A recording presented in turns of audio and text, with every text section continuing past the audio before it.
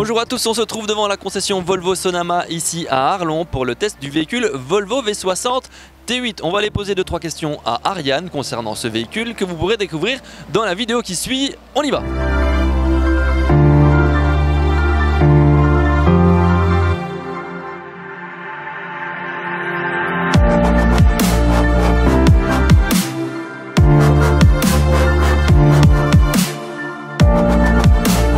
Voilà, on est toujours chez Sonama, je suis avec Ariane, donc qui s'occupe de l'aspect commercial ici au garage à Véllères. Ariane, bonjour. Alors explique-nous un petit peu qui est le groupe Sonama. Sonama, nous sommes un réseau, donc distributeur officiel Volvo. Nous avons 4 concessions, nous sommes installés à Arlon depuis un certain temps. Auparavant, nous étions de l'autre côté de la route et installés dans nos nouveaux locaux depuis juin 2018. Effectivement, ici, on est là pour présenter un type de véhicule, mais avant de passer à la présentation du dit véhicule, je voudrais savoir, on sait qu'on vit une période un peu compliquée, comment est-ce que s'est comporté le marché automobile par rapport à cette crise mondiale? La crise a été compliquée à gérer comme dans beaucoup de secteurs.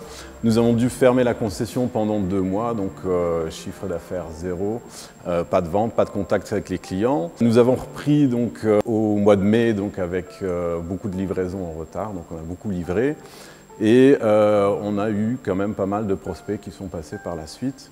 Et on a conclu ici le mois d'août avec un bon nombre de ventes, donc c'était plutôt rassurant. Parle-nous maintenant finalement du sujet de cette vidéo, c'est-à-dire on est là pour le test du V60 T8. Est-ce que tu peux nous en dire un peu plus par rapport à cette voiture-là? Donc il faut savoir que l'hybridation, donc on parle ici de plug-in hybride, donc c'est des hybrides rechargeables.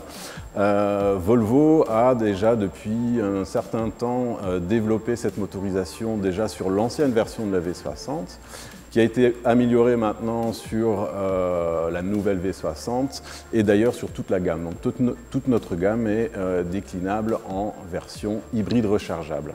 Je pose la question volontairement parce qu'on sait que le défaut généralement sur ce type de véhicule, c'est parfois un manque de place. Effectivement, il faut stocker les batteries, alors parfois c'est dans le coffre, parfois on manque de place à l'intérieur. Est-ce que tu peux nous expliquer comment fonctionne ou où sont stockées les batteries sur ce type de véhicule? Quand Volvo a développé sa nouvelle gamme, c'était déjà dans le but de l'électrifier. Donc vous avez une plateforme qui a été développée pour pouvoir accueillir cette électrification. Les batteries sont logées dans le tunnel central et non pas dans le coffre. Et tout ce système d'hybridation n'a aucun impact sur le volume intérieur du véhicule. Donc l'habitabilité sera exactement la même qu'un modèle non hybride finalement. Et en termes d'autonomie, qu'est-ce qu'on peut espérer faire comme nombre de kilomètres en agglomération par exemple? Alors il faut savoir qu'un hybride rechargeable, pour moi, c'est un peu le meilleur des deux mondes, entre un véhicule thermique et un véhicule électrique. Donc on va avoir une autonomie selon le véhicule entre 30 et 40 km en full électrique.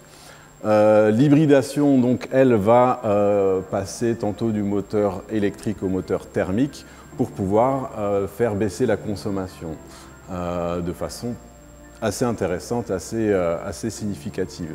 Donc on a plusieurs véhicules. On a un véhicule 100% électrique, zéro émission sur des trajets urbains par exemple, des courts trajets ou même pour aller au travail si on habite dans un rayon de 30 km et qu'on puisse recharger son véhicule à destination.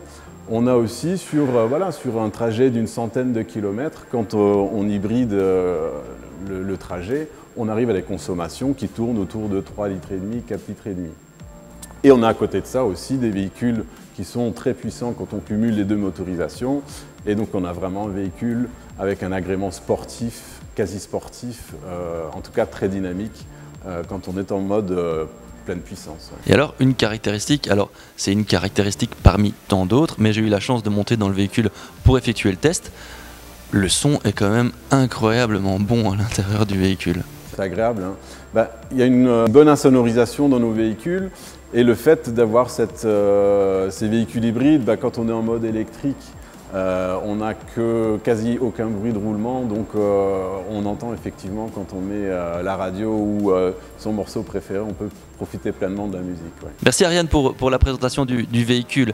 Dernière chose, je voudrais savoir, est-ce que courant 2020, là il reste 4 mois au niveau de cette année qui n'a pas été facile pour tout le monde. Est-ce qu'il y a des événements qui sont prévus chez Sonama, des salons, des bonnes affaires finalement à venir faire ici? Alors effectivement, on va organiser des actions au niveau local en termes de ventes. Donc on aura effectivement des ventes exclusives encore pour la deuxième fois cette année.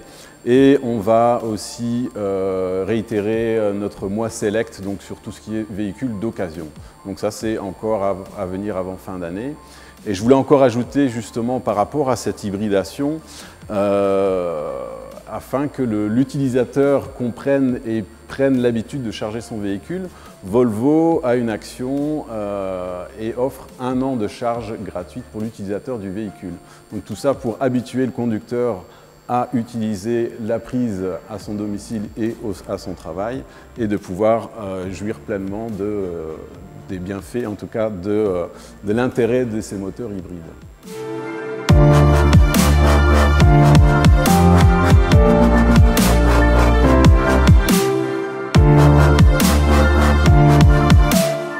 Voilà, le test du Volvo V60 T8 est terminé. Merci à Sonama, la concession à Arlon, pour son accueil. Quant à nous, on se retrouve prochainement pour d'autres tests sur Inside Magazine et Inside Communication. À bientôt, au revoir.